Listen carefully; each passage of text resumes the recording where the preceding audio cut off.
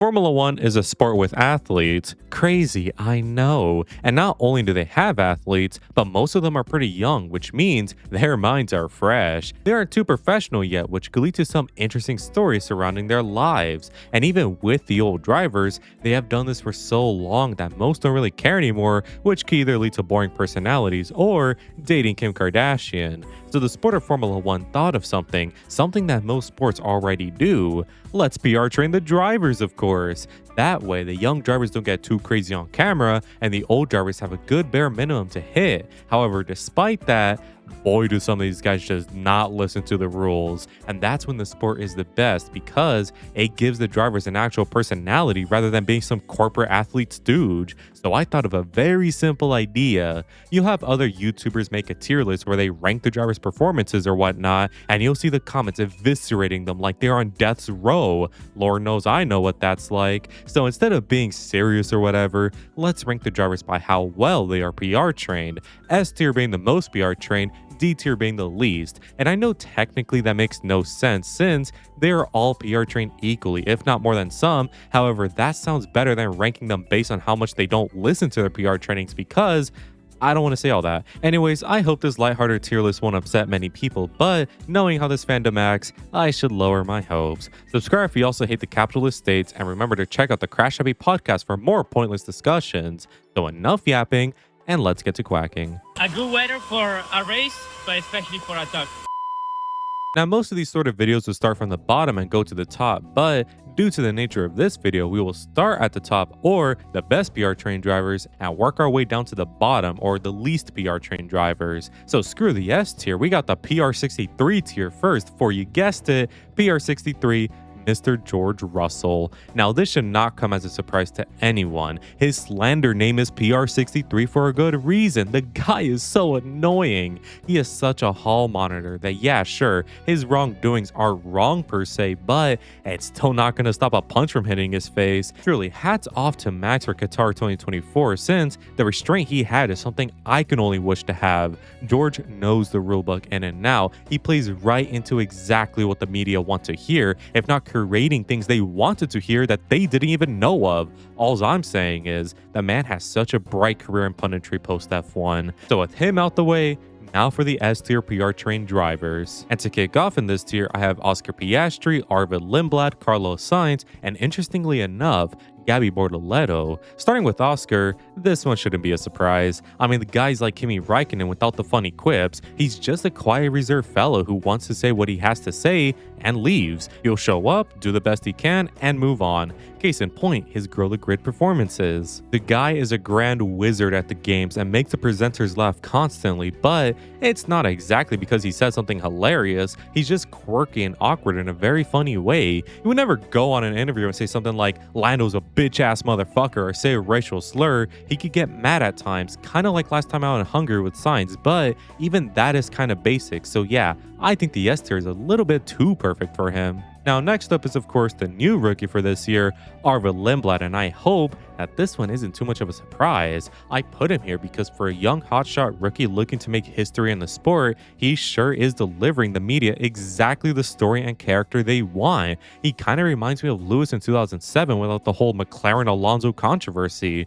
Arvid is very nice and funny, but also ambitious, which makes him a delight in the media pen, and even when he gets a little bit feisty, it still comes off as ambitious and fun instead of annoying and hot-headed, which is a hard thing to achieve today, by the way, especially with the annoying and hot-headed fan bases of Formula One. Next up in the S tier, I had Carlos Sainz, since he is not only every F1 journalist's favorite driver, but he is also the favorite driver of so many third-party freelancers. Like with the way Ed Straw talks and ranks Carlos, you would think he is Schumacher and Hamilton put together, but there is a reason why the media love him so much. He comes off as very knowledgeable for a driver. He knows how to speak technically. He knows how he could get away with slandering his team in a professional manner. Like, to me at least, Carlos is the type of driver that when speaking, you just listen and nod your head to like you understand what he's saying. The media love him for being their go-to tech nerd on the grid, and he is pretty damn good at that job. And finally, I had Gabby Bortoleto here since, despite joining last year with the rookies who seemingly skipped the PR training classes,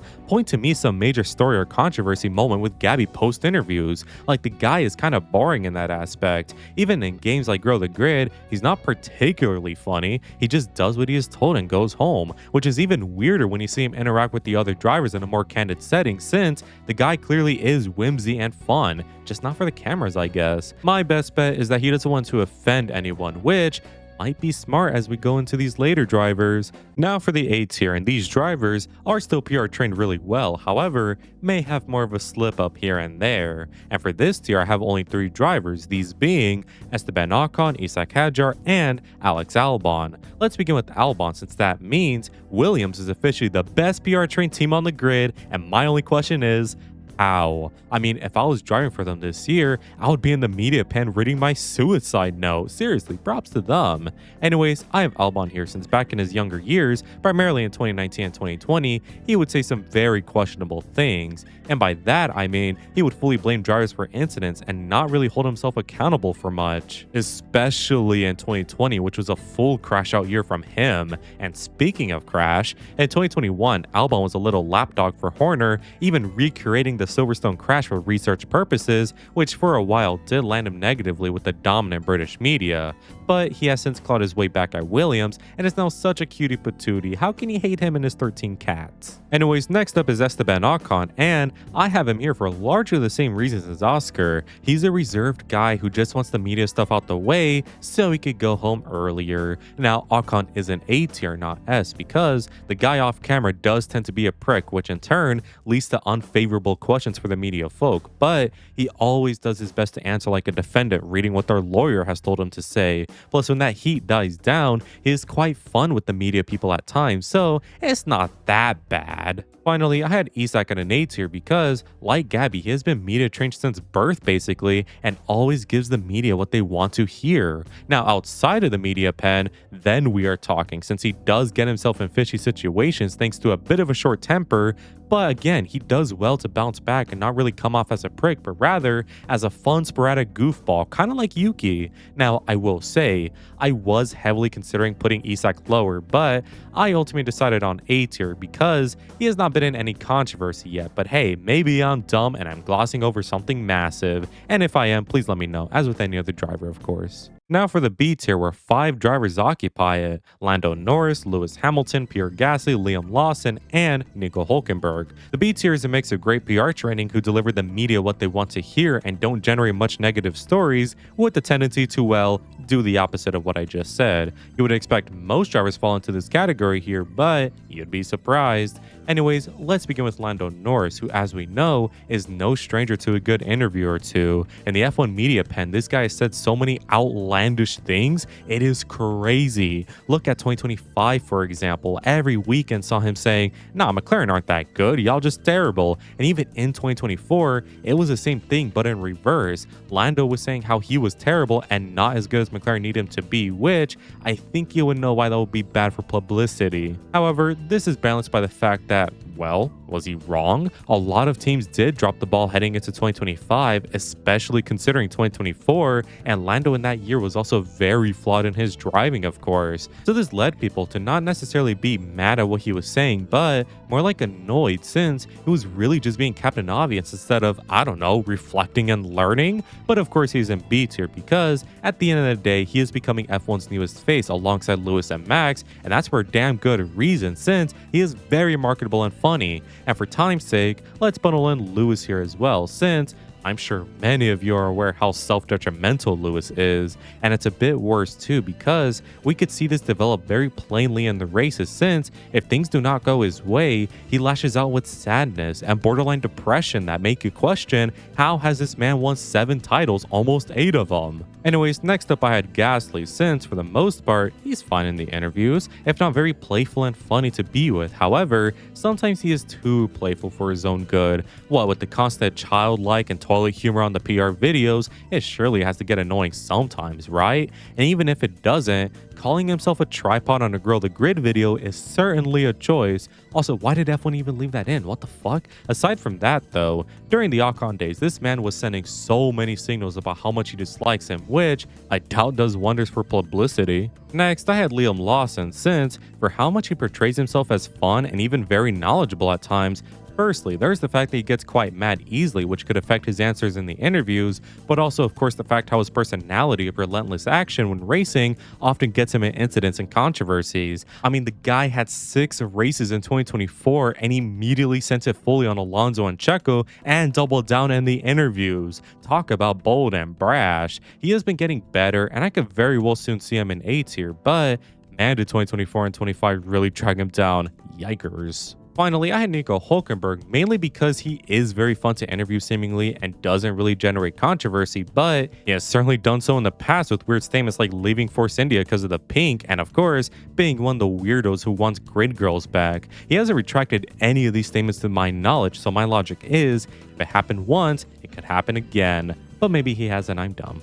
Now for the C tier with the most amount of drivers. The 7 drivers include Ollie Behrman, Max Verstappen, Franco Colapinto, Charles Leclerc, Fernando Alonso, and both Cadillac drivers. Let's begin with the Caddy drivers, who are basically the same. One is chaotic good and the other is chaotic evil. Checo's chaotic good since, while he does show up and gives good answers, boy, are they just the randomest shit sometimes. Plus, not to mention how the guy is massively awkward, leading to moments like Vegas, of course. Also, in the past, he has gone in interviews to be quite harsh and blunt at times, which could lead to some controversy, of course. However, Bottas, on the other hand, he gives good answers and does have a quirky personality, but bro, stop promoting your ass on official F1 stuff. I was considering putting Bottas higher because F1 has fully embraced his chaotic personality, but it's so out of left field that he has to be down here. Plus, he kind of suffers from Kimi Raikkonen-isms where he doesn't give the most clear of answers, so there is that to consider as well.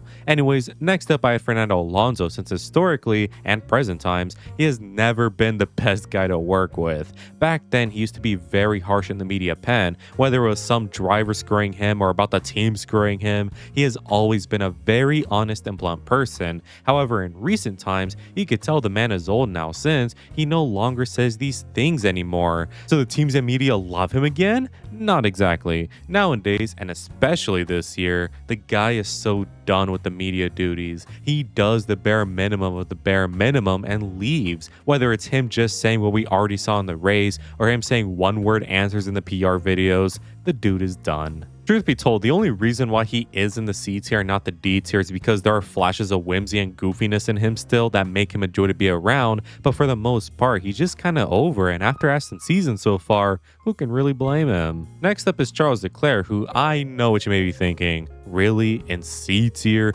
But hear me out. I put him here because more often than not, the dude is an idiot. The questions he is asked in the interviews are rarely answered properly, not because he is told to, but probably because he just doesn't know how to answer them. He's that one kid in your class who you think is smart because they finished the test in like 5 minutes, but only because they guessed every answer instead of actually knowing them. Also, he does suffer from a little bit of Hamiltonisms where after one bad race, hell, one bad moment, he'll immediately say how dog shit he is and how much he is a disappointment to the ones he loves. He is a bit different though, in the sense of sometimes he will find an excuse, i.e. the team, which he isn't wrong on, but he probably shouldn't be saying these things as a driver, especially when the team technically isn't crumbling. Oh, and he also liked some pretty racist posts on Twitter back in 2020, so yikers. Next, I have Franco Colapinto, who also may come as a shock, but hear me out. Now, he is inherently debuffed because of the Argentinian fans, and despite him coming out and denouncing them many times, they ain't gonna listen.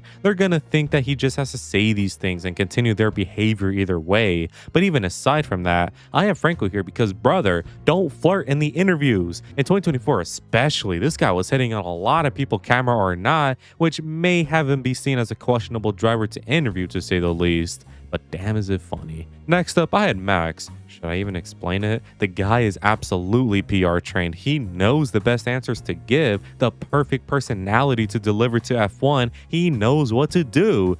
and he ignores them. The man speaks his heart out in every interview, so much so that he gave up trying to play with their rules back in Singapore and held his own mini press conference. So why isn't he in D tier? Well, again, he technically is PR trained. On a good day, he will be good in the media pen and PR stuff, but on a bad day, Lord have mercy. Finally, I had Ollie Behrman, who just sneaks into C tier. I originally had him in D tier, however, I upgraded his standing since this year he's been a good boy, or rather a neutered one thanks to PR managers. Anyways, Ollie this year isn't being a menace or a goofball in the media stuff this year, but last year in 2024, Jesus Christ. Now, it is very funny, don't get me wrong, like literally being stunned for an answer that he has to go to the PR manager, very funny, but at the same time, it's clear he don't know what he is doing. He tries his best and God bless his soul, but seeing his interviews from last year, someone help the poor boy.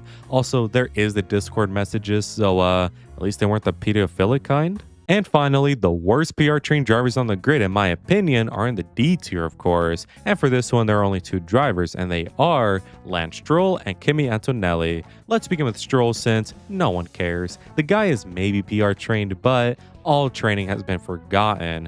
Ever since 2024, this guy has not said a meaningful word in the media pen. It's crazy. What about the PR videos though? Well, he doesn't even show up for them anymore, so I can't tell you. The guy is so forgettable, and in the media stuff, it seems to be the same. Plus, it doesn't help that in the few times he has said something memorable, it's not for good reasons. Also, there is the Qatar 2023 lashings out, which doesn't help his case. Also the IDF stuff, but let's not go down that rabbit hole, which also means with Fernando in the C tier and Stroll in the D tier, that officially means that Aston Martin are officially the worst PR trained team on the grid. I do not blame them one bit. And finally, Kimi Antonelli. It's so ironic how PR63 is one of the best PR trained drivers on the grid, and Kimi is one of the worst. Perfect balance. Anyways, I have Kimi this low since I would like to assume that everything goes in one ear and out the other. I mean, he is a child. What more can I say? From being chronically online to leaking to the world before the race what tires you are starting on, to also literally admitting credit card fraud with Ollie, the kid just has no filter at all. Surely Toto has him strapped down to a chair to learn some PR tricks, but also surely Kimi just forgets them all. I pray that he never gets the PR lobotomy since he is so fun. Please never grow up, Kimi. Anyways, that was the list. Remember, if you disagree with my tier list as always, I do not care. It's my list. Cope and seethe. Bye-bye. Anyways, I want to give a quick shout out to Almarzil Flock for the continued support. Make sure to join if you cool benefits as well as just helping me out. Anyways, if you enjoyed today's video, make sure you leave a like and subscribe since it really helps me out. And make sure to let me know in the comments what you think of this. And as always, have an amazing day. Good weather for the duck.